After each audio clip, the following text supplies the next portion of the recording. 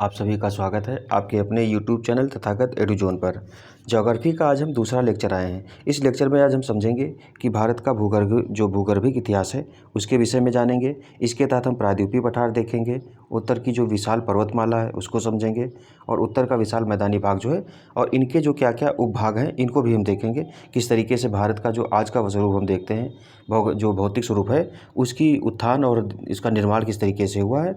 तो इस परिप्रेक्ष्य में देखते हैं कि भारत का निर्माण के साथ साथ हम देखते हैं जब विश्व का निर्माण हुआ है, खास करके विश्व पृथ्वी का जो निर्माण हुआ है, पृथ्वी के निर्माण के बाद हम ये भी देख समझेंगे कि भारत की जो ब्रह्मांड की उत्पत्ति कब हुई है और कौन कौन से एरा में जीवों का पृथ्वी पर विकास हुआ है। तो हम देखते हैं जो सबसे पहले जब पृथ्वी अपने आरंभिक स्वरूप में क्या थी, पूरी जो पृथ्वी एक थी इसको पैंजिया कहा जाता था। इसके आसपास जो सागर वाला भाग था इसको पैंथलासा कहा जाता था। उसके बाद में ये 250 मिलियन वर्ष पूर्व की बात है। 250 मिलियन मतलब 1 मिलियन में हम देखते हैं कि 10 लाख होते हैं।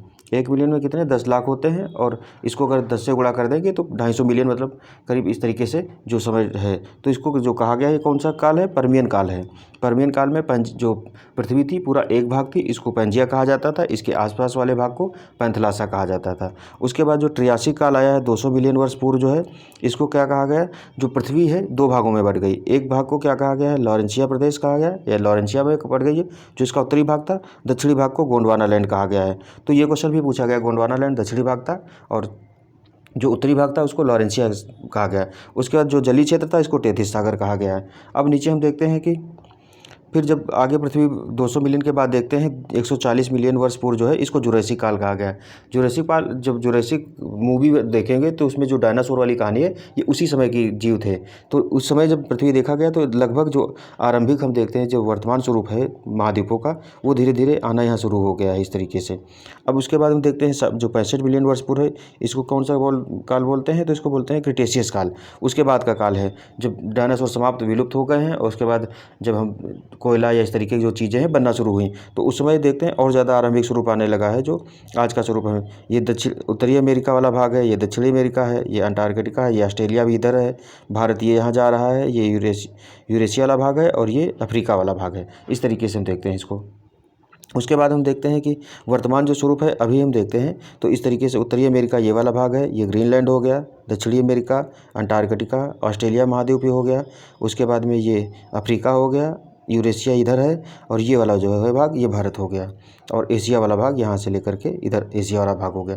तो वर्तमान स्वरूप में जो पृथ्वी का हम देखते हैं कि किस तरीके से जो पहले एक ही भाग था उसके बाद आज हम 7 महाद्वीप देखते हैं। तो ये महाद्वीपों की संरचना हुई है। ये प्लेट विवर्तनिकी जब सिद्धांत हम पढ़ेंगे, जो पृथ्वी क्या है अपनी प्लेटों पर जो रखी है तो क्या है प्लेटें चलायमान है। धीरे धीरे जैसे समय बीता गया पृथ्वी की जो प्लेटें थी एक जगह से दूसरी जगह गई और जो महाद्वीपों की वर्तमान स्थिति है वो उभर कर आई।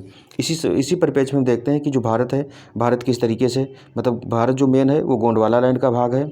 जो दक्षिणी भाग था उसको गोंडवाना लैंड कहा गया था।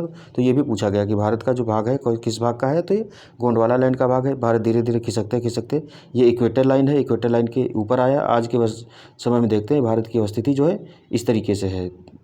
8:04 से लेकर के 37:06 तक की जो अवस्थिति है ये वर्तमान अवस्थिति है और यहाँ से खिसकते भारत इधर गया है। ठीक है, तो जो भारत वर्तमान में परिप्रेक्ष्य देखें तो ये इसका जो विकास हुआ है पृथ्वी का जैसे जैसे पृथ्वी की जो प्लेटें थी जैसे जैसे आपस में दूर होती गई उस तरीके से भारत क्या है कि पहले गोंडवाना लैंड का भाग था, अभी वर्तमान में हम देखते हैं यूरेशिया से लग करके भारत यूरेशिया का भाग हो गया है। तो अब हम देखते हैं कि इसमें जो पृथ्वी है, पृथ्वी की उत्पत्ति कब हुई है और सूर्य की पृथ्वी पर उत्पत्ति, उसके बाद जीवों की उत्पत्ति, जीवों के बाद में वर्तमान जो स्वरूप आया है जीवों का वो किस तरीके से हुआ है। तो इसमें हम सबसे पहले देखते हैं, नीचे से चलते हैं क्योंकि यहाँ पर जो इस काल को बांटा गया है इसको इयॉन कहा गया है। इयॉन के बाद महाकल्प कहा गया, एरा जो बोलते हैं वो महाकल्प हो गया, कल्प पीरियड बोलते हैं, युग उससे छोटी इकाई है जो समय की है, आधुनिक आयु यानी कि आयु या आधुनिक वर्ष वाले, एज या ईयर्स बिफोर जो आज के पहले कितने साल की, तो उसमें देखेंगे। और जो महत्वपूर्ण घटनाएं हुई, जीवन मुख्य घटनाएं क्या क्या हुई उस काल में, तो उन चीज़ों को हम देखेंगे। तो अब वर्तमान में आने के लिए हमको नीचे से आना पड़ेगा। तो इसमें देखते हैं जो ब्रह्मांड की उत्पत्ति हुई है वो हम देखते हैं 13.7 अरब वर्ष पहले हुई। ये क्वेश्चन पूछा गया है कि ब्रह्मांड की उत्पत्ति कब हुई, तो 13.7 अरब वर्ष पहले हुई है। अभी तक जो आकलन हुआ है तो उसके आधार पर यही लगाया गया है। उसमें घटना कौन सी हुई थी, तो बिग बैंग जो थ्योरी है सबसे मान्य थ्योरी है ब्रह्मांड की उत्पत्ति की। तो बिग बैंग सिद्धांत जो है उसके तहत बताया गया 13.7 अरब वर्ष पहले किसकी, तो ब्रह्मांड की उत्पत्ति हुई है। उसके बाद बिग बैंग जो घटना हुई, उसके बाद सुपरनोवा बने, सुपरनोवा के बाद फिर तारों की उत्पत्ति हुई। तारों की उत्पत्ति तो देखते हैं कि 13.7 अरब वर्ष पहले से लेकर के 5 अरब तक के काल में तारों की उत्पत्ति हुई है। उसी समय 12 अरब वर्ष पहले ब्रह्मांड की उत्पत्ति है, 5 अरब वर्ष पहले सूर्य की उत्पत्ति हुई। तो जो हमारे सूर्य की वर्तमान अभी तक की पुरानी आयु देखें कितनी है, तो 5 अरब वर्ष हो गई है। उसके बाद ये जो काल आता है इसको प्री कैम्ब्रियन काल कहा जाता है। अब ये आदिकाल पर इसमें देखें कि जो प्रागजीवक यानी कि प्रोटेरियोजोइक आदि महाकल्प इसको जो कहा गया है, इसी को प्री कैम्ब्रियन काल भी कहा जाता है। तो इसमें हम देखते हैं कि ये 4 अरब 80 करोड़ वर्ष पहले से लेकर के 57 करोड़ साल तक का इसका कार्यकाल रहा है। इसमें क्या क्या हुआ है, तो इसमें महाद्वीपों 3.8 अरब वर्ष पहले से लेकर 4.8 अरब वर्ष पहले की जो बात है, उसमें महाद्वीपों व महासागरों का निर्माण होना शुरू हो गया।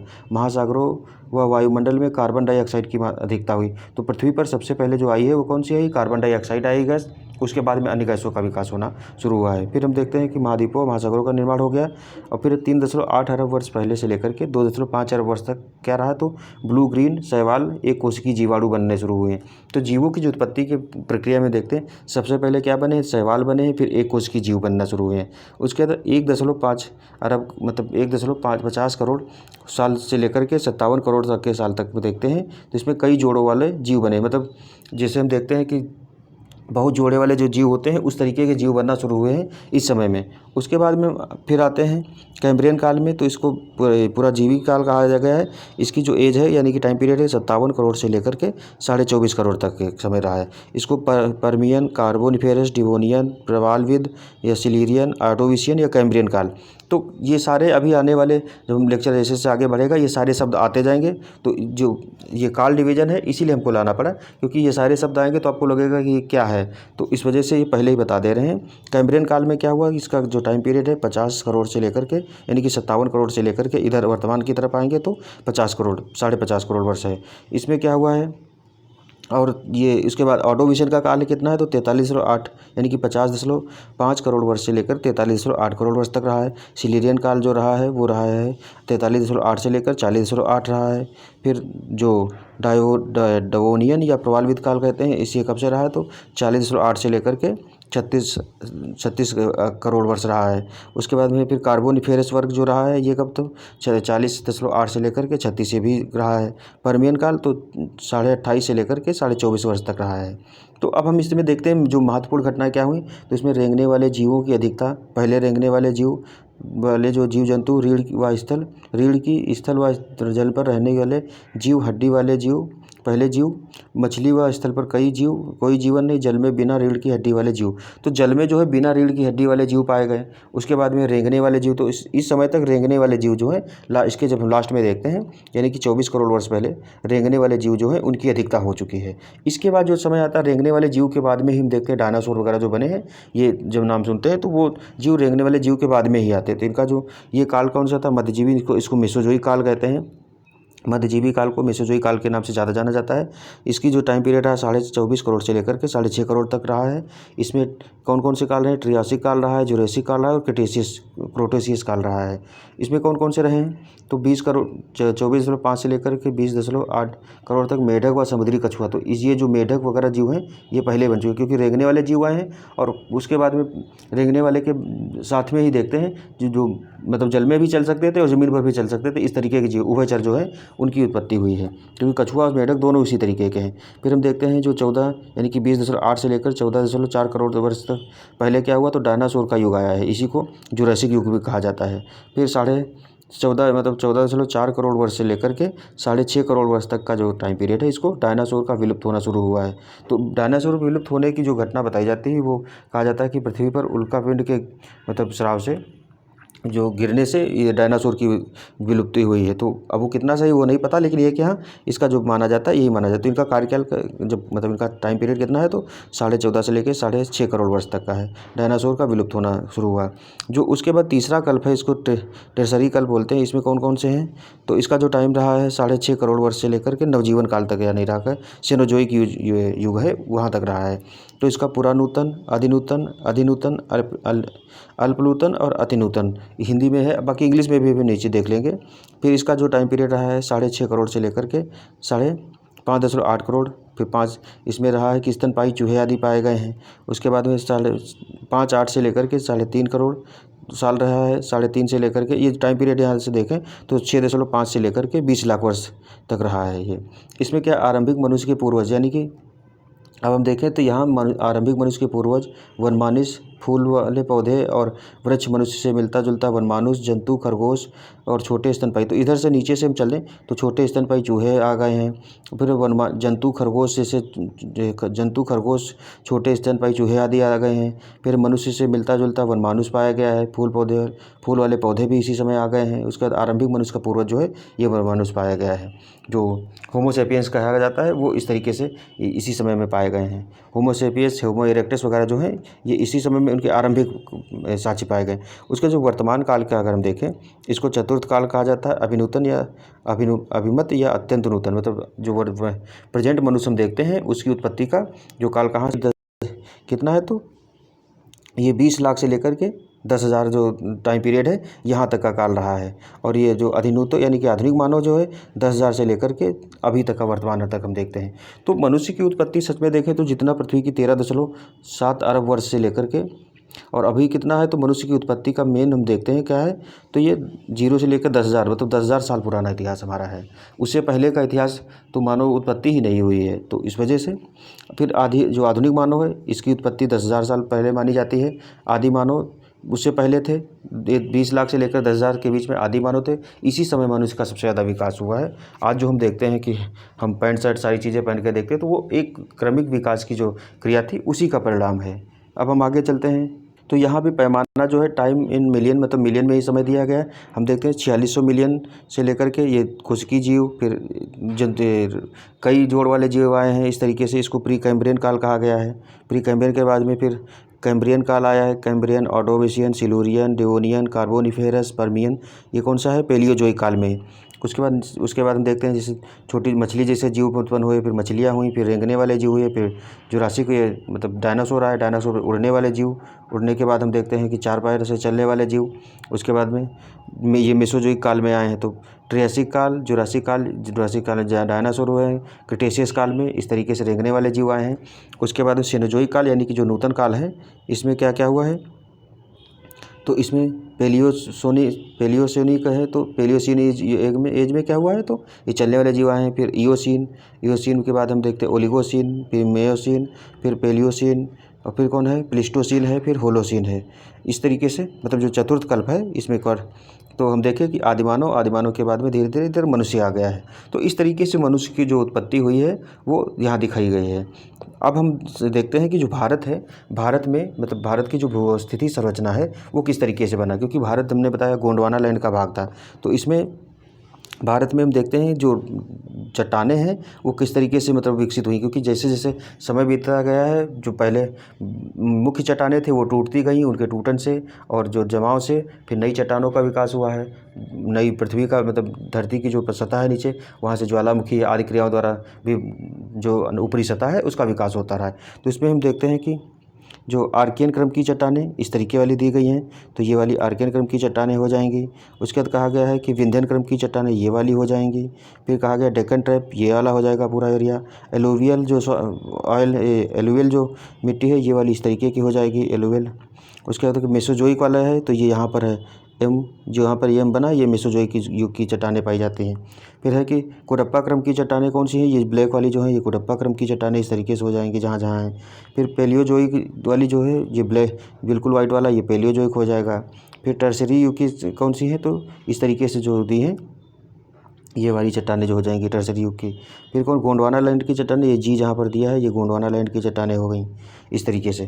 तो हम देखते हैं कि भारत में जो मतलब चट्टानों का और जो रॉक फॉर्मेशन हुआ है वो इस तरीके से हर समय में होता चला गया है। इसमें हम देखते हैं कि भारत में कौन कौन सी, तो ये भारतीय महामरुस्थल है, फिर अरावली श्रेणी है, मालवा का पठार है, विंध्यन श्रेणी है, सतपुड़ा श्रेणी है, फिर ये महाबलेश्वर दक्कन का पठार है, छत्तीसगढ़ का पठार है, उसका छोटा नागपुर का पठार है, ये इधर गारो खासी जनते मेघालय का पठार कहते हैं। उसके बाद में है ये पूर्वी घाट है, ये पश्चिमी घाट हो गया। और यहाँ पर कौन सी नीलगिरी पहाड़ियाँ हैं, अन्नामुडी पहाड़ियाँ हैं। तो ये मालाबार तट है, ये कोरोमंडल तट है, ये मालाबार तट है। इस तरीके से तो भारत हम देखते हैं कि जो भारतीय अवस्थिति का वर्तमान अवस्थिति का विकास है वो किस तरीके से हुआ है। तो भारत की भूगर्भिक संरचना को हम समझने से पहले हमने ये जो ऊपर था फ्रेम एक देख लिया। अब यहाँ से शुरू करते हैं कि किसी भी देश की भूगर्भिक संरचना जो होती है क्या है, तो जियोलॉजिकल स्ट्रक्चर के अध्ययन के द्वारा उस देश के विभिन्न भागों में मिलने वाली चट्टानों की, तो हमने बताया कि जो ऊपर ये बताया चट्टानें किसकी, कोडप्पा क्रम की चट्टानें हो, धारवड़ क्रम की हो या फिर अरावली श्रेणी वाली हो, तो वो चट्टानों का जो निर्माण हुआ है वो जो जिस हिसाब से हमने ऊपर महाकल्प देखे, जैसे जैसे पृथ्वी का निर्माण होता गया, पृथ्वी गोंडवाना लैंड से उत्तर मतलब दक्षिणी भाग से उत्तरी भाग ये एशिया वाला जैसे जैसे भाग बनती गई, उसी क्रम में चट्टानों का और जो संरचना का निर्माण होता चला गया है। तो इसमें कहा गया वाली चट्टानों की प्रकृति एवं उसके स्वरूप की जानकारी प्राप्त होती है। इन भूतात्विक विशेषताओं के कारण भारत के 3 बृहद भाग हैं। तो इन संरचना के तहत क्या कहा गया, भारत के 3 महत्वपूर्ण भाग हैं। कौन कौन से हैं, तो पहला है दक्षिण का प्रायद्वीपीय पठार। दक्षिण का प्रायद्वीपीय पठार जो है भारत की स्थिति इस तरीके से है। तो ये वाला जो एरिया है पूरा यहाँ से लेकर के नीचे तक, इसको दक्षिण का प्रायद्वीपीय पठार कहा जाता है। इस तरीके से ऊपर जो मैप बना है इसमें दिया भी है, ये वाला जो एरिया है यहाँ से दक्षिण का प्रायद्वीपीय पठार में ये वाला एरिया पूरा आता है। ऊपर का ये विशाल ये मैदान हो जाएगा, ये पर्वतीय चोटी हो जाएगी। इस तरीके से ये तटीय मैदान हो जाएंगे। यहाँ पर जो अंडमान निकोबार और लक्षद्वीप वाला ये द्वीप समूह हो जाएगा। तो इसको दक्षिण का पठार कहा गया है, ठीक है, यानी कि प्रायद्वीपीय जो पठार है वो। तो इसमें देखते हैं यह गोंडवाना लैंड का भाग था। हमने बताया पूरी जो भारत है वो खास करके दक्षिण भारत वाला वो किसका, तो गोंडवाना लैंड का ही एक भाग है। एवं भारत ही नहीं वरन विश्व की प्राचीनतम चट्टानों से निर्मित है। मतलब भारत ही नहीं वरन विश्व जो है प्राचीनतम चट्टानों से निर्मित है। प्री कैम्ब्रियन काल यानी कि जो सबसे पहला काल था, प्री कैम्ब्रियन काल के बाद से ही यह भाग कभी भी पूर्णतः समुद्र के नीचे नहीं गया है, मतलब ये समुद्र से ऊँचा रहा है। यह आर्कियन युग के आग्नेय चट्टानों से निर्मित है। तो आर्कियन युग भी हमने बताया था, आर्कियन युग की चट्टानों से, मतलब जो आग्नेय चट्टानें हैं, ये जो सबसे प्राचीन चट्टानें थे उनको आग्नेय चट्टानें कहा जाता है। आग्नेय चट्टानें अपने मूल रूप में होती हैं, जो अब नीस व शिष्ट के रूप में अत्यधिक रूपांतरित हो चुकी हैं। जो गोंडवाना लैंड है भारत का, प्रायद्वीपीय पठार भारत की संरचना में चट्टानों की निम्न क्रम मिलते हैं। तो प्रायद्वीपीय जो भारत है उसकी संरचना में देखते हैं कि चट्टानों के क्या है, तो कई क्रम मिलते हैं, वो जो नीचे दिए गए हैं। अब इसमें कहा गया जो आर्कियन क्रम की चट्टानें थी वो कहाँ कहाँ भारत में पाई जाती हैं। तो इसमें आर्कियन क्रम की जो चट्टानें हैं कि चट्टानों का निर्माण तप्त पृथ्वी के ठंडा होने के फलस्वरूप हुआ है। मतलब जब पृथ्वी शुरुआत में बनी तो एक मतलब गर्म बहुत ज़्यादा थी, वो जैसे जैसे ठंडी होती गई उस तरीके से चट्टानें ठोस होती गई हैं। तो ये प्राचीनतम चट्टानें हैं, अर्थात ये मूलभूत चट्टानें हैं पृथ्वी जो आर्कियन क्रम की चट्टानें हैं। फिर है पृथ्वी के इतिहास का लगभग 86.7% भाग का निर्माण कैम्ब्रियन पूर्व काल यानी कि आर्कियन युग में ही हो चुका था। जो कैम्ब्रियन के पहले यानी कि प्री कैम्ब्रियन काल है उसी समय हो चुका, जब पृथ्वी के लगभग 86.7% भाग का निर्माण हो चुका था। फिर आगे कहा गया है कि अत्यधिक रूपांतरण के कारण इनका मौलिक रूप नष्ट हो चुका है। रूपांतरण ये हमने बताया जैसे जैसे समय बीतता जाता है, हवा, पानी, धूप, ये सारी जो चीज़ें होती हैं इनकी वजह से क्या होता है, चट्टानों में क्षति होती रहती है। तो उनका रूपांतरण होता रहता है, मतलब धीरे धीरे घिसती रहती हैं, उससे नई चट्टानों का विकास होता है। और इनका क्या होता है, रूपांतरण के कारण इनका जो मौलिक स्वरूप था वो नष्ट हो चुका है। एवं इनमें जीवाश्मों का अभाव है। जीवाश्मों का अभाव इसलिए है क्योंकि ये जब पृथ्वी का निर्माण हुआ उस समय चट्टानें विकसित हुई, तो उस समय जीव जंतु तो थे नहीं शुरुआत में। तो जब जीव जंतु नहीं होंगे तो जीवाश्म कहाँ से होंगे, ये चीज़ है। तो इसमें जीवाश्मों का अभाव है। ये नीस एवं शिष्ट प्रकार की चट्टानें हैं। तो आग्नेय चट्टानों के जो अवसादी रूप होते हैं उनसे नीस एवं शिष्ट प्रकार के चट्टानें बनती हैं। ये भी क्वेश्चन पूछा गया कि आग्नेय के रूपांतरित रूपों को तो नीस एवं शिष्ट प्रकार के बनते हैं। अब आगे हम देखते हैं आर्कियन चट्टानें भारत की खनिज संपदा का भंडार है। खनिज संपदा का भंडार ये है कि यहाँ पर जैसे कोयला हो गया, लोहा हो गया, कोयला नहीं, यहाँ लोहा है और जो इस तरीके के धात्विक तत्व हैं ये ज़्यादा पाए जाएंगे। क्योंकि जब हम देखते हैं कि खनिज जो होते हैं, जो मूल मतलब चट्टानें होती हैं उनमें खास करके लौह अयस्क वाले जितने भी खनिज हैं वो ज़्यादा पाए जाते हैं। और जो मतलब बाद की अवसादी वाली चट्टानें होती हैं उनमें कोयला हो गया या अन्य पेट्रोलियम वगैरह जो है वो पाए जाएंगे, ठीक है। तो इसमें कहा गया इन चट्टानों में लोहा हो गया, तांबा, मैग्नीज, अभ्रक, डोलोमाइट, सीसा, जस्ता, चांदी और सोना जैसी धात्विक खनिजों की प्रचुरता हम देखते हैं। फिर आगे देखते हैं ये चट्टानें जो हैं मुख्यतः कर्नाटक, तमिलनाडु, आंध्र प्रदेश, मध्य प्रदेश, उड़ीसा, झारखंड, छोटा नागपुर पठार और दक्षिण पूर्व राजस्थान में पाई जाती हैं। तो ये चट्टानें कहाँ कहाँ, जो आर्कियन क्रम की चट्टानें, ये कहाँ कहाँ पाई जाती हैं? कर्नाटक वाला जो एरिया हो गया, तमिलनाडु वाला एरिया जो है, आंध्र प्रदेश है, मध्य प्रदेश है, उड़ीसा है, झारखंड के छोटा नागपुर पठार, जो छोटा नागपुर पठार है, ये सबसे ज़्यादा फेमस है भारत का। कहाँ? झारखंड में। दक्षिण पूर्व राजस्थान में भी पाई जाती हैं। महान हिमालय के गर्भ में रीढ़ की हड्डी के समान ये चट्टानें मौजूद है। तो जो हिमालयी भाग है वहाँ भी जो आर्कियन क्रम की चट्टानें हैं, मतलब पुरानी चट्टानें हैं, वो अभी भी पाई जाती हैं वहाँ, ये चीज़ कही गई। फिर दूसरे नंबर पर देखते हैं धारवाड़ क्रम की चट्टानें हैं।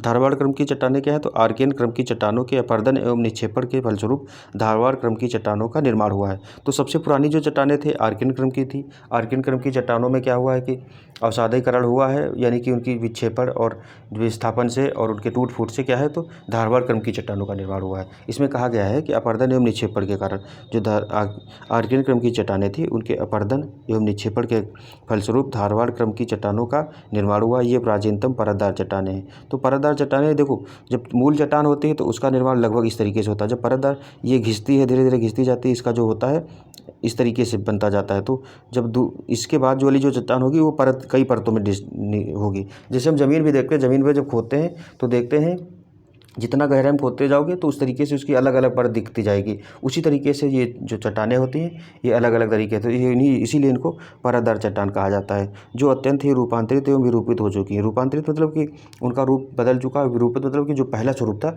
वो अब उस तरीके का न रह करके अलग तरीके का हो गया है। फिर अरावली पर्वत श्रेणी जो है, अरावली पर्वत जो है ये भी एक तरीके से जो मूल चट्टान का अवशिष्ट रूप ही है। तो अरावली माउंटेन का निर्माण इसी क्रम की चट्टानों से हुआ। धारवाड़ क्रम की जो चट्टानें हैं उसमें देखते हैं अरावली क्रम का जो है पर्वत, वो भी उसी धारवाड़ क्रम की चट्टानों से ही निर्माण हुआ है उसका। यह विश्व का प्राचीनतम मोड़दार वलित पर्वत है। जो वलित पर्वत होते हैं इस तरीके से उनको फोल्डिंग माउंटेन कहा जाता है। इस तरीके से जो निर्माण होता है उनको क्या कहा जाता है? वलित पर्वत कहा जाता है। हिमालय जो है नवीनतम वलित पर्वत है और जो प्राचीनतम वलित पर्वत है ये कौन सा है? अरावली है। तो इसमें पूछा गया है अरावली क्या है, तो ये प्राचीनतम वलित पर्वत अगर ऑप्शन रहता है तो आपको ये लगाना पड़ेगा। नहीं तो अगर वैसे देखें तो एक तरीके से अवशिष्ट पर्वत है, क्योंकि इसका टूट फूट की वजह से ऊंचाई कम हो गई है। बट अगर ऑप्शन में प्राचीनतम मोड़दार पर्वत रहता है तो ये सही हो जाएगा। ठीक है। इस क्रम की चट्टानों का जन्म जो होता है कर्नाटक के धारवाड़ व शिमोगा जिले में हुआ। यह प्रायद्वीप व बाह्य द्वीप दोनों में पाई जाती है। तो इस तरीके की जो चट्टानें हैं इनका ज़्यादा विकास, जो फैलाव कहाँ है वो कर्नाटक, इधर हम देखते हैं इस तरीके से जो दक्षिण भारत वाला एरिया है, तो यहाँ पर ये कर्नाटक वाला जो एरिया है कर्नाटक के धारवाड़ एवं शिमोगा जिले में ज़्यादा पाया जाता है। धारवाड़ नाम से चट्टानें भी हैं तो इस वजह से धारवाड़ जिला जो है कर्नाटक का वहीं ज़्यादा ही पाई जाती हैं। यह प्रायद्वीप और बाह्य प्रायद्वीप दोनों में पाई जाती हैं। अब देखो प्रायद्वीपीय भारत हम देखते हैं ये वाला एरिया है, लेकिन राजस्थान बाहर प्रायद्वीप के बाहर है। इस वजह से राजस्थान का जो अरावली वाला क्षेत्र है यहाँ भी पाई जाती हैं। तो ये प्रायद्वीपीय भारत में भी पाई जाती हैं और ये बाह्य प्रायद्वीप में भी पाई जाती हैं, इस तरीके से कहा गया है। अगला है कि इस क्रम की चट्टानें आर्थिक दृष्टि से सर्वाधिक महत्वपूर्ण हैं। रीजन क्या है? क्योंकि यहाँ जो धात्विक खनिज है बहुत ज़्यादा मात्रा में पाए जाते हैं, तो इस क्रम की चट्टानें आर्थिक दृष्टि से महत्वपूर्ण हैं। क्यों?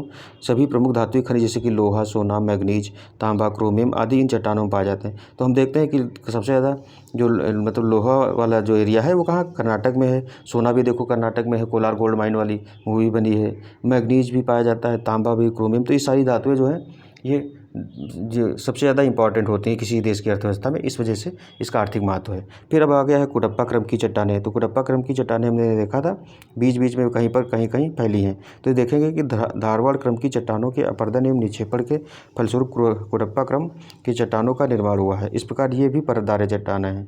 तो मेन जो चट्टान थी वो आर्कियन क्रम की जो चट्टानें थी वो मूल चट्टानें थी। उसके बाद में जैसे जैसे समय बीतता गया धारवाड़ क्रम की चट्टानें हो गई। धारवाड़ के बाद हमने देखा अब कुडप्पा क्रम की चट्टानें। तो आर्कियन क्रम की चट्टानों के अपरदन और निक्षेपण से धारवाड़ क्रम की चट्टानें बनी। धारवाड़ क्रम की जो चट्टानें थी उनके अपरदन और निक्षेपण से कुडप्पा क्रम की चट्टानें बनी। तो जिस तरीके से धारवाड़ वाली चट्टानें थी इस तरीके से हम देखें, अगर ये भारत की स्थिति है और ये अगर इधर थी, यहाँ पर थी, तो ये जब निक्षेपित होंगी तो ढलान हम देखते हैं इधर की तरफ है। तो इनका जो कुडप्पा क्रम की चट्टानें हैं उनका भी इधर ही साइड निर्माण होगा, जिसमें कहा गया कि धारवाड़ क्रम की चट्टानों के अपरदन और निक्षेपण के फलस्वरूप कुडप्पा क्रम की चट्टानों का निर्माण हुआ है। इस प्रकार ये भी परतदार चट्टानें हैं। इनका रूपांतरण धारवाड़ चट्टानों की तुलना में कम हुआ है। जब कोई मूल चट्टान होती है तो उसका रूपांतरण ज़्यादा होता है, लेकिन जैसे जैसे ढलान कम होती जाती है तो उसका रूपांतरण भी कम होगा, क्योंकि उस पर प्रभाव कम पड़ेगा। तुलना में कम हुआ है तथा इन चट्टानों में भी जीवाश्मों का अभाव है, क्योंकि उस समय तक जीवों की उत्पत्ति नहीं हुई थी, इस वजह से जीवाश्मों का उद्भव है। हालांकि उस समय पृथ्वी पर जीवों का उद्भव हो चुका था, मतलब पृथ्वी पर हो चुका था। इन चट्टानों का नामकरण आंध्र प्रदेश के कुडप्पा जिले के नाम पर हुआ है, जहाँ अर्धचंद्राकार रूप में इनका विस्तार हुआ है। तो आंध्र जो कर्नाटक के हम देखेंगे, ये कर्नाटक वाले एरिया में धारवाड़ वाले क्रम की चट्टानें थे, इन्हीं के अपरदन से इधर जो आंध्र प्रदेश वाला एरिया है, यहाँ पर इनका कुडप्पा क्रम की चट्टानों का निर्माण हुआ है। तो ये आंध्र प्रदेश में ही जिला है कुडप्पा, उसी जिले के नाम पर इनका कुडप्पा क्रम की चट्टानें रखा गया है, जहाँ अर्धचंद्राकार रूप में पाई जाती हैं। इस तरीके से पाई जाती हैं अर्धचंद्राकार में। फिर ये चट्टानें मुख्यतः आंध्र प्रदेश, मध्य प्रदेश, राजस्थान, तमिलनाडु एवं कर्नाटक के कुछ क्षेत्रों में पाई जाती है। मतलब मेन आंध्र प्रदेश वाले एरिया में पाई जाती हैं, बाकी छिटपुट रूप में देखें तो मध्य प्रदेश, राजस्थान, तमिलनाडु और कर्नाटक के भी कुछ भागों में पाई जाती हैं। आगे कहा गया कि इन चट्टानों में जो है कृष्णा श्रेणी हम देखते हैं कि कृष्णा श्रेणी, अन्नामलाई श्रेणी, पापाधानी श्रेणी पूर्वी राजस्थान तथा उत्तरी मध्य प्रदेश व छत्तीसगढ़ के क्षेत्र में इनका विस्तार है। तो जो कृष्णा द्रोणी देखें, अन्नामलाई श्रेणी मतलब पर्वत है वो, और पापाधानी श्रेणी है, इन श्रेणियों के पास उसका पूर्वी राजस्थान वाला जो एरिया है, उत्तरी मध्य प्रदेश वाला एरिया है, वह छत्तीसगढ़ में इनका विस्तार है। राजस्थान की कुडप्पा चट्टानें जो है दिल्ली श्रेणी के नाम से भी जानी जाती हैं। तो राजस्थान के जो पूर्वी भाग में चट्टानें पाई जाती हैं उनको दिल्ली श्रेणी के नाम से भी जाना जाता है। फिर आगे कहा गया कि ये बलुआ पत्थर, इनमें जो मतलब मेन पाए जाते हैं क्या, तो बलुआ पत्थर, चूना पत्थर, संगमरमर, एस्बेस्टस आदि के लिए प्रसिद्ध हैं। तो हम देखते हैं कुडप्पा क्रम की चट्टानें सबसे ज़्यादा काहे में यूज होती हैं, संगमरमर बनाने में, खास करके पत्थर जो हम देखते हैं कीमती पत्थर वगैरह होते हैं जो मकान बनाने में, भवन बनाने में, महल बनाने में सब लगते हैं। तो बलुआ पत्थर, चूना पत्थर, संगमरमर, एस्बेस्टस आदि के लिए प्रसिद्ध हैं। इस क्रम की कुछ चट्टानों में हीरे भी पाए जाते हैं, जैसे कि आंध्र प्रदेश का जो कुडप्पा जिला है में सोने के प्रमाण मिले हैं। पूर्वी घाट पर्वत का निर्माण इसी क्रम की चट्टानों से हुआ है। तो हमने बताया कि जो पूर्वी घाट है वो उस पर्वत का निर्माण इसी क्रम की चट्टानों में हुआ। तो इस तरीके का जो ये घाट है ये पूर्वी घाट कहा जाता है, पूरा ये वाला एरिया जो है। फिर आगे कहा गया कि गोंडवाना क्रम की चट्टानें। तो अब हमने धारवाड़, आरकेएन धारवाड़, कुडप्पा क्रम की देखी, अब अगला कौन सा है, गोंडवाना क्रम की चट्टानें। तो इनका जो निर्माण हुआ है, गोंडवाना क्रम की चट्टानों का निर्माण ऊपरी जो कार्बोनिफेरस युग है से जुरैसिक युग के मध्य हुआ है। तो जो मतलब पहला प्री कैम्ब्रियन, कैम्ब्रियन के बाद में कार्बोनिफेरस वाला जो युग है उसके बाद से लेकर के जुरैसिक काल तक हुआ है। जुरैसिक मतलब जब डायनासोर वाले जीव जो थे, इस तरीके जीव पाए जाते थे, उस काल तक हुआ है।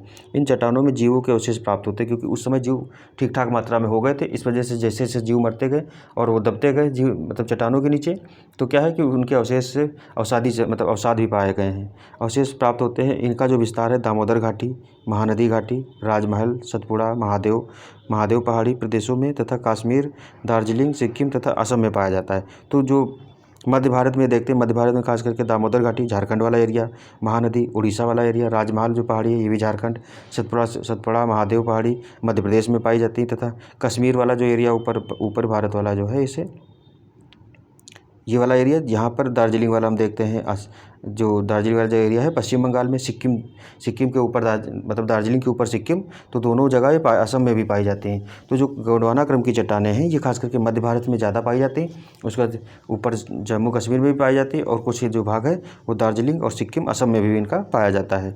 इन चट्टानों का निर्माण घाटियों में नदियों द्वारा एकत्र होने वाले पदार्थों से हुआ है। तो इन जो चट्टानें थी इनका क्या है कि पहले जो ऊंचाई वाला भाग था वहाँ से अवसाद आया, जो घाटी थी नीचे, घाटी में जब जमा हुआ तो क्या है उससे इन चट्टानों का निर्माण हुआ है। तो कहा गया कि इन चट्टानों का निर्माण घाटियों में नदियों द्वारा एकत्र होने वाले पदार्थों से हुआ है।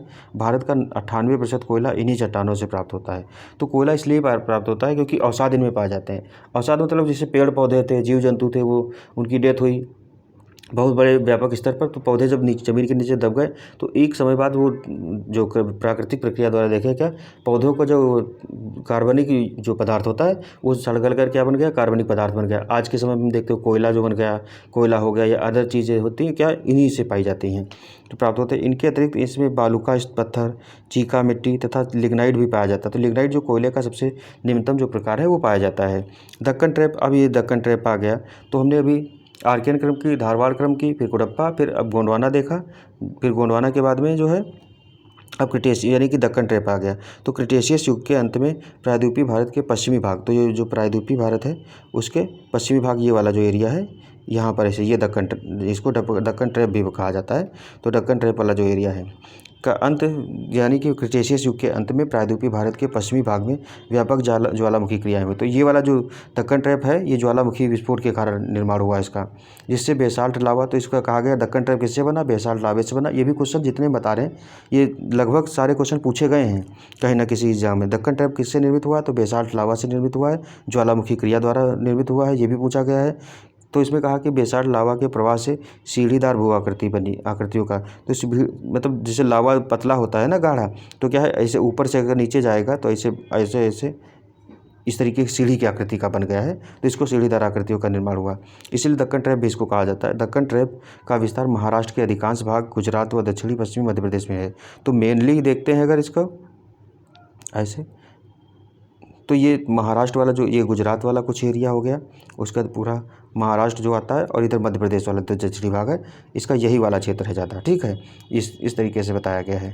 दक्कन ट्रैप शैलों से भवन व सड़क निर्माण होता है। यहाँ क्वार्ट्ज बॉक्साइट तथा अर्धमूल पत्थर भी पाए जाते हैं। तो यहाँ क्वार्ट्ज तथा अर्धमूल पत्थर बॉक्साइट भी पाया जाता है। जो दक्कन ट्रैप है ये वाला जो एरिया है, उसका इसे ट्रैप कहने का कारण यह है कि लावा के प्रवाह के कारण जो लावा था, ज्वालामुखी द्वारा निकला लावा था, के फलस्वरूप सीढ़ी नुमा स्थलाकृति का विकास हुआ। सीढ़ी नुमा हमने बता दिया, इस तरीके से ये फैलता गया, इस तरीके से इसको दक्कन ट्रैप कहा गया है।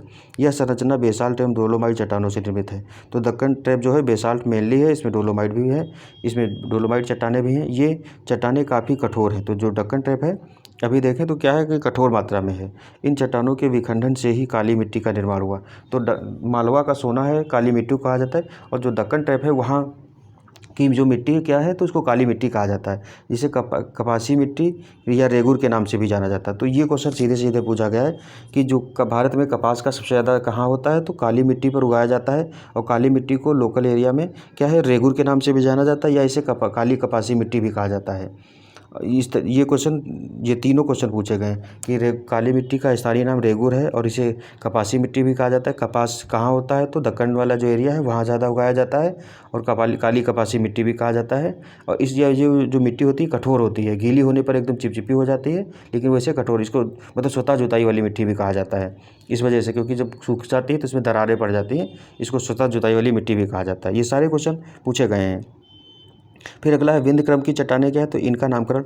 अब अगली जो क्रम की चट्टानें है, विंध्य वाला जो एमपी वाला एरिया है, इधर प्रायद्वीपीय भारत का जो ऊपरी वाला भाग है, खास करके ये वाला जो एरिया है यहाँ पर, इधर विंध्य क्रम की चट्टानें पाई जाती हैं। तो इनका नामकरण विंध्य पर्वत से हुआ है।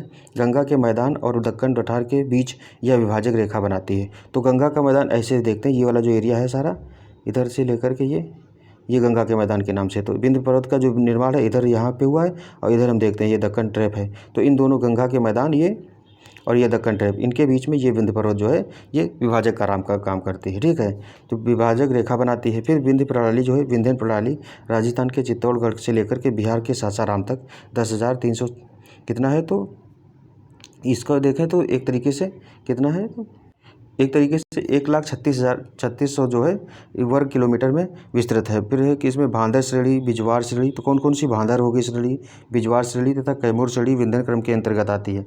तो हम देखते हैं भांदर श्रेणी इस तरीके से, फिर बिजवार श्रेणी, और जो कैमूर है बिहार वाला एरिया, बिहार और MP छत्तीसगढ़ वाला एरिया यहाँ पर पाई जाती है। इस तरीके से इनका फैलाव है।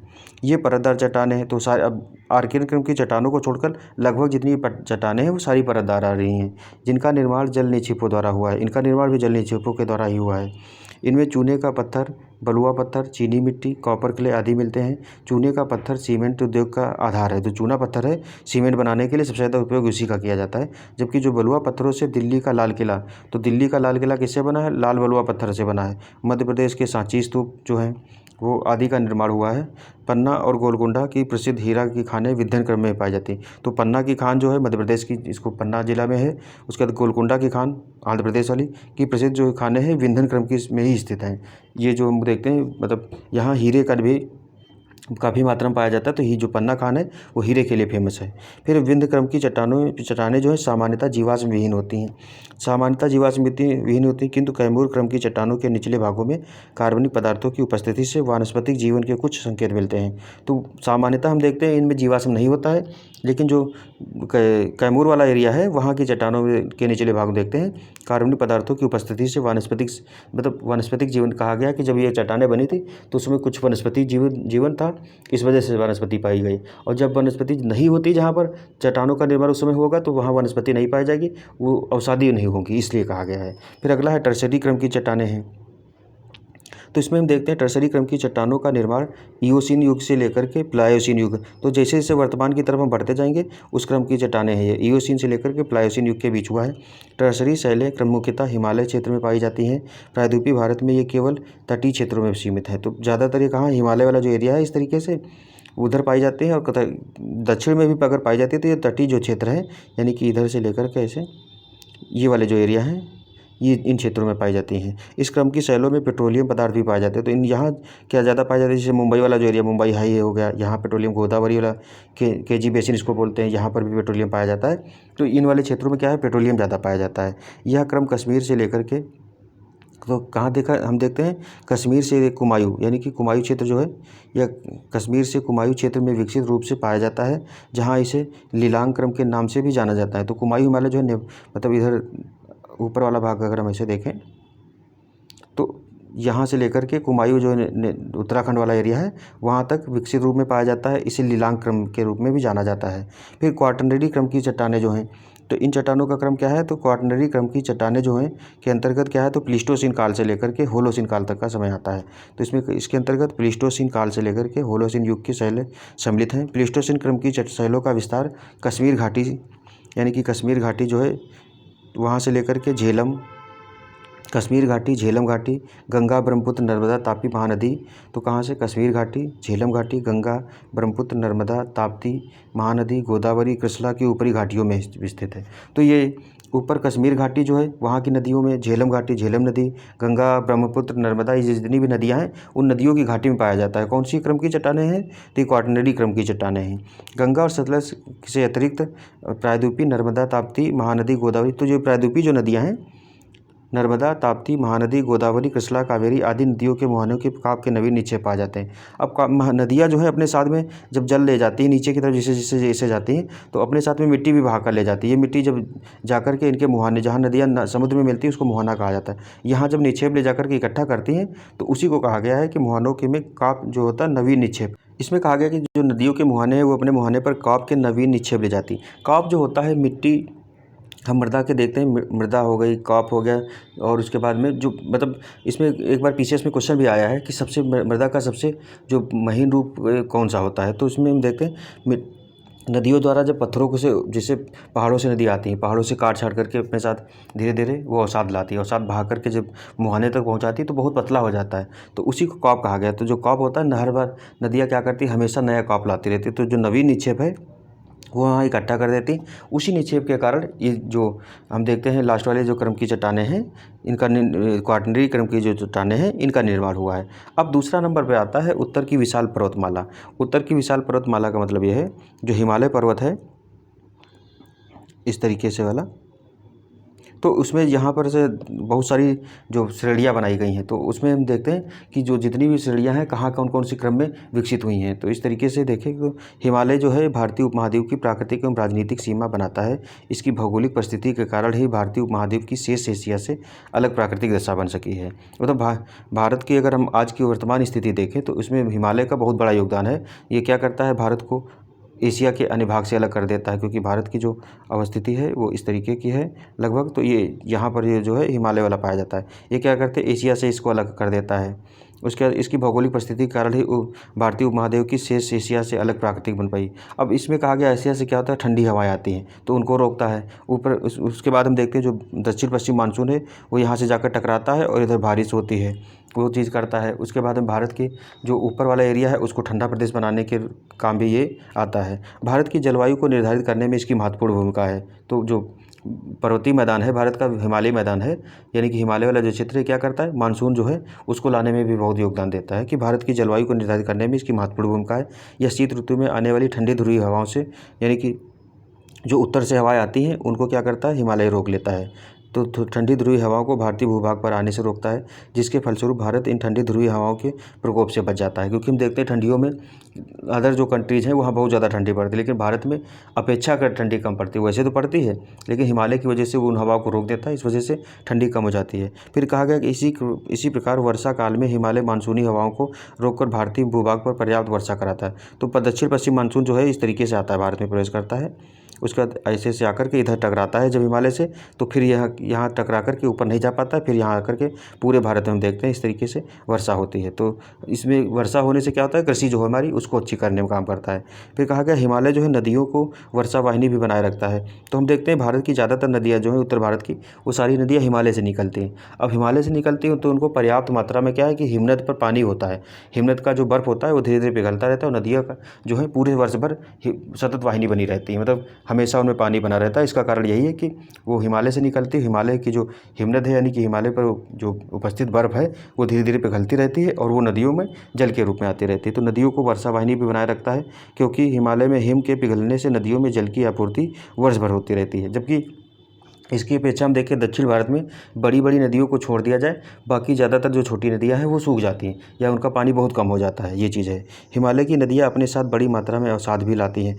अवसाद इसलिए लाती है क्योंकि हिमालयी नदियाँ जो इस तरीके से जाती हैं, या फिर मान लो पाकिस्तान वाला जो एरिया उधर चली जाती, तो ऊंचाई से जब आती हैं नदियाँ तो अपने साथ में पत्थरों को काटती हुई लाती हैं। जब पत्थर काट ली जाती है, वो पत्थर धीरे धीरे घिसता हुआ, पहले पत्थर होता है फिर धीरे धीरे घिसते घिसते वो मिट्टी बन जाता है। तो क्या करती है हिमालयी नदियाँ अपने साथ बड़ी मात्रा में अवसाद लाती हैं। अवसाद होता है जो नदियाँ अपने साथ गाद लाती हैं मिट्टी की, उसी को अवसाद कहा जाता है, लाती हैं, जिनसे उपजाऊ जलोढ़ मैदान का निर्माण होता है। तो हम देखते हैं कि गंगा का जो मैदानी क्षेत्र है वो सबसे ज़्यादा कहा जाता है कि उपजाऊ मैदान है। उसका कारण यही है कि गंगा हर साल अपने साथ कुछ ना कुछ जलोढ़ लाती है, यानी कि अवसाद लाती है। वो अवसाद रास्ते में ही छोड़ देती है, बाढ़ आई, अवसाद दूर तक चला गया, फिर नदी अपने प्रवाह पर आती है तो फिर से वो उस एरिया में चला। लेकिन मिट्टी जहाँ वो चली गई वो क्या होता है कि हर साल नई मिट्टी जहाँ पहुँचती है वो क्या, वहाँ खाद की मात्रा कम जरूरत पड़ती है, इसलिए कहा गया है कि जलोढ़ मैदानों का निर्माण होता है।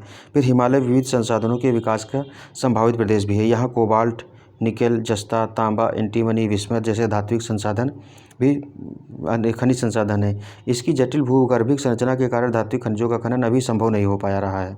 इसलिए क्योंकि भारत जो मतलब हिमालय है वो एक तो पथरीला है, तो पत्थरों को काटना आसान नहीं है। उसके बाद कहा गया कि दुर्गम स्थान है, वहाँ सारे संसाधन मतलब जो जितनी टेक्नोलॉजी एक समतल मैदान पर ले जाना आसान है उतनी वहाँ ऊपर ले जाना आसान नहीं है। क्योंकि जो हम देखते हैं कि मतलब एक ज़्यादा ऊंचाई होने के कारण वहाँ हेलीकॉप्टर या प्लेन भी पहुँच नहीं पाते, क्योंकि उनको भी चलने उड़ने के लिए हवा चाहिए, हवा का दबाव कम होता है, इस वजह से आसानी से नहीं पहुँच पाते हैं। ये चीज़ कही गई। और इसमें धात्विक खनिजों की मतलब संभाव्य धात्विक खनिज वहाँ हम देखते हैं बहुत ज़्यादा हैं। अभी हमने देखा था पिछले कुछ समय में ही वहाँ यूरेनियम की स्थिति का पता लगाया गया है। तो आने वाले समय में और जब चीज़ें पता चलेंगी तो जो हमारा हिमालय है उसकी आर्थिक जो क्षमता है उसका भी और दोहन हो पाएगा। यहाँ कोयला है, जो भारत में सबसे अच्छी किस्म का कोयला है यहीं पाया जाता है। पेट्रोलियम जैसे अधात्विक संसाधन भी हैं। अधात्विक संसाधनों के अंतर्गत हिमालय की टर्सरी संरचना में कोयला के विभिन्न प्रकार मिलते हैं। इनमें सबसे अच्छी गुणवत्ता वाला जो एंथ्रेसाइट कोयला है भी उपलब्ध है। तो हिमालयी क्षेत्र में जो एंथ्रेसाइट कोयला है, भारत में एंथ्रेसाइट कोयला हिमालयी क्षेत्र में सिर्फ पाया जाता है। जबकि विश्व में अगर सबसे अच्छी क्वालिटी का कोयला देखें तो यही कोयला होता है, तो जो कि हिमालयी क्षेत्र में पाया जाता है, जो कि कारगिल क्षेत्र के रियासी ज़िले में पाया जाता है। ठीक है। फिर कहा गया वन संसाधनों के अंतर्गत सागौन, तो वन संसाधन भी यहाँ काफ़ी मात्रा में, जैसे कि सागौन हो गया, शीशम, ओक, लॉरेल, देवदार, मैग्नेलिया, बांस आदि के वन अधिक आर्थिक दृष्टिकोण से अत्यधिक उपयोगी हैं। इन वन क्षेत्रों में दुर्लभ जड़ी बूटियाँ भी मिलती हैं जिस पर हमारा आयुर्वेद उद्योग आधारित है। तो ज़्यादातर हम देखते हैं जो आयुर्वेदिक कंपनियाँ हैं वो चाहे पतंजलि हो या अन्य जो कंपनियां हैं वो क्या करती हैं, उनका जब सबका जो कार्य करने का जो तरीका होगा या जो उनकी स्थिति होगी खास करके पर्वतीय एरिया में होती है। क्योंकि जो जड़ी बूटी वाले पौधे हैं वो ज़्यादातर ठंडे प्रदेशों में पाए जाते हैं, इधर भी मैदानी प्रदेशों में भी पाए जाते हैं, लेकिन मैदानी प्रदेशों की अपेक्षा जंगल ज़्यादा अभी कहाँ है, उधर साइड है, तो वहाँ जो है वनस्पतिक जो पौधे हैं वो ज़्यादा मात्रा में पाए जाते हैं, इसलिए कहा गया है। अब फिर तीसरे नंबर पर हम देखते हैं जो उत्तर भारत का विशाल मैदान है। तो भारत की स्थिति के हिसाब से देखें तो उत्तर भारत का जो विशाल मैदान है लगभग भारत के करीब 43% भाग पर उत्तर भारत का विशाल मैदान मतलब आता है। इस तरीके से अगर भारत की स्थिति को देखें तो यहाँ ये हमने बताया, ये प्रायद्वीपीय भारत हो गया, ये विंध्यन क्रम की, इसके ऊपर का जो भारत है पर्वतीय मैदान को छोड़ करके ये इधर का पूरा एरिया इस तरीके से, ये इस तरीके से, तो उत्तर के विशाल मैदान के रूप में जाना जाता है। तो हम देखते हैं इन सब की तुलना में उत्तर का विशाल मैदान काफ़ी ज़्यादा क्षेत्र कवर किए हैं। फिर इनका निर्माण क्या है, तो क्वाटरनरी या नियोजोइक, जो हमने बताया था क्वाटरनरी क्रम की जो चट्टानें थी उनसे उत्तर भारत के विशाल मैदान का निर्माण हुआ है। तो इस नियोजोइक कल्प के महाकल्प के प्लीस्टोसीन एवं होलोसीन कल्प में हुआ है। यह भारत की नवीनतम भूगर्भीय संरचना है, क्योंकि सबसे बाद में इसी का निर्माण हुआ, तो सबसे नवीनतम यही है। टेथिस भूसन्नति के निरंतर सकरा व छिछला होने एवं हिमालयी व प्रायद्वीपीय भारत की नदियों द्वारा लाए गए अवसादों के जमाव से यह मैदान भाग निर्मित हुआ है। तो हमने बताया था टेथिस भूसन्नति, जब पैंजिया और पैंथलासा बताया था, तो जो पैंजिया था पूरा जो भूभाग था उसको पैंजिया कहा गया था, जो समुद्री भाग था उसको पैंथलासा कहा गया। जब पैंजिया दो भागों में, यानी कि जो भूखंड था वो दो भागों में, उत्तर वाले को लॉरेंसिया कहा गया, नीचे वाले को गोंडवाना लैंड कहा गया। इनके बीच के सागर जो था उसको टेथिस सागर कहा गया। तो जिस तरीके से हम देखते हैं गोंडवाना लैंड ऊपर आता गया, उस तरीके से भारत जो है एशिया का भाग बना। तो एशिया का भाग और यूरेशिया वाले से मिलकर के इस तरीके से ये यूरेशिया भाग था, ये भारत का जो गोंडवाना लैंड भाग था। इसके बीच का जो सागर था वो टेथिस सागर था। भारत जैसे से उत्तर की तरफ जाता गया और इसने टेथिस सागर में क्या है, इधर से गाद आई, भारत की तरफ से गाद आई, ये क्या हुआ, तो जो पर्वतीय प्रदेश है ये, इसका निर्माण कहाँ हो गया, इधर हुआ। तो इसी के जो अवसाद हैं उसके बाद हिमालय के जो अवसाद हैं और नदियों द्वारा लाए गए, तो उसके बाद जो विशाल मैदान है उसका निर्माण हुआ है। तो टेथिस भूसन्नति के निरंतर सकरा व छिछला होने, छिछला मतलब कि जैसे जैसे गाद भरती गई उसके छिछला होने एवं हिमालयी व प्रायद्वीपीय भारत की नदियों द्वारा लाए गए अवसादों, तो नदियों द्वारा जो अवसाद लाए गए के जमाव से यह मैदानी भाग निर्मित हुआ है। इसके पुराने जलोढ़ को बांगर कहा जाता है। तो ये भी पूछा गया, बांगर क्या है, तो पुराना जो जलोढ़ होता है, पुरानी मिट्टी जो होती है गंगा मैदानी नदियों की, उसको बांगर कहा जाता है। नए जलोढ़ को खादर कहा जाता है। ये चीज़ है। यूपी स्पेशल जब देखते हैं तो उसमें भी बांगर खादर वाला खूब आता है, क्योंकि जो यूपी का उत्तर प्रदेश का जो उत्तरी भाग है वहाँ बांगर खादर दोनों पाए जाते हैं। फिर इस मैदानी भाग में प्राचीन वन प्रदेशों के दब जाने से कोयला और पेट्रोलियम के क्षेत्र मिलते हैं। तो जो वन थे दब गए, उसके बाद में वर्षा ताप और सारी चीज़ों के कारण क्या है कि वहाँ कोयला क्षेत्र भी बन गए हैं। इस तरीके से हम देखते हैं। तो आज का जो हमारा लेक्चर था वो भारत की जो भूगर्भीय इतिहास है उसके बारे में था। भारत के भूगर्भीय इतिहास को समझने के बारे में हमने ये भी देखा कि पृथ्वी की उत्पत्ति कैसे हुई और पृथ्वी पर जो जीवन विकसित हुआ है वो किस तरीके से विकसित हुआ है, किस तरीके से पृथ्वी एक भाग थी, एक भाग से करके अभी 7 महाद्वीप बन गए हैं और कई जो महासागर हैं उनमें बढ़ गई है। तो इनका निर्माण किस तरीके से हुआ। और भारत में देखते हैं कि हमने जब प्रायद्वीपीय भारत देखा तो उसके जितने क्रम थे, धारवाड़ क्रम था, आर्किन क्रम, धारवाड़ क्रम, कुटप्पा क्रम, कुटप्पा का विंध्यन क्रम आता है। विंध्यन क्रम के बाद हम फिर देखते हैं जो क्रिटेशियस काल वाली आती है, हिमालयी जो मतलब मैदानी भाग है उनका किस तरीके से निर्माण हुआ। उसके बाद में जो विशाल मतलब पर्वतीय क्षेत्र है भारत का उसका देखा हमने। फिर विशाल मैदान जो उत्तर का है उसको देखा। तो अगले लेक्चर में फिर अन्य चीज़ों को लेकर के आएंगे। तो आज का लेक्चर जो हमारा था वो यहीं तक था। मिलते हैं अगले लेक्चर में, तब तक के लिए धन्यवाद। जय हिंद, जय भारत।